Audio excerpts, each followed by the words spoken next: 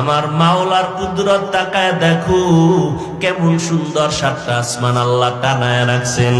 একটা খুঁটিও নিচের থেকে নাই, উপর থেকে রশির কোনো টানাও নাই, কখনো নড়াচড়াও করে না, ডিস্টার্ব করে না। আল্লাহ যেভাবে রাখছেন ওইভাবেই সেট হয়ে আছে। ও আল্লাহর বান্দারা, এই আসমান আর সাতটা জমিন আল্লাহ বানাইছেন ফি সিত্তাতি আইয়াম, মাত্র 6 দিনে। কয় দিন? আর তোমার আমার মতো বান্দা বান্দি এক ফোঁটা পানির থেকে আল্লাহ বানাইছেন মায়ের গর্ভে ফেরেশতারে ওয়ার্কার বানাইয়া 3 কেজির মতো ওজন, 1 হাতের মতো লম্বা। এই বান্দাটারে বানাইতে কয় মিনিট লাগে?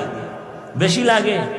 কিন্তু তাকাইয়া দেখো এত বিশাল আসমান, 7টা জমিন আল্লাহ বানাইছেন 6 দিন।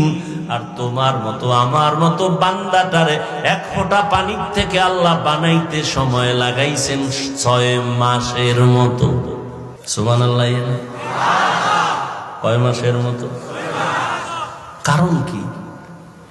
এত বিশাল আসমান জমিন বানাইতে মাত্র 6 দিন, আর একটা 1 হাতের বাচ্চাটারে বানাইতে আল্লাহ এত সময় নিলেন কেন? অফি আনফুসিকুম আফালা তুবসিরুন। একটু নিজেকে নিয়ে ভাবো। আহলুল্লাহ যারা, ওলিয়া উলিয়া যারা, তারা বলেন মান আরাফা নাফসাহু ফাকাদ আরাফা রাব্বাহ। যেই বান্দা নিজেরে চিনে সে তার রব আল্লাহরেও চিনে। আজ আমরা আল্লাহকে কেন চিনি না?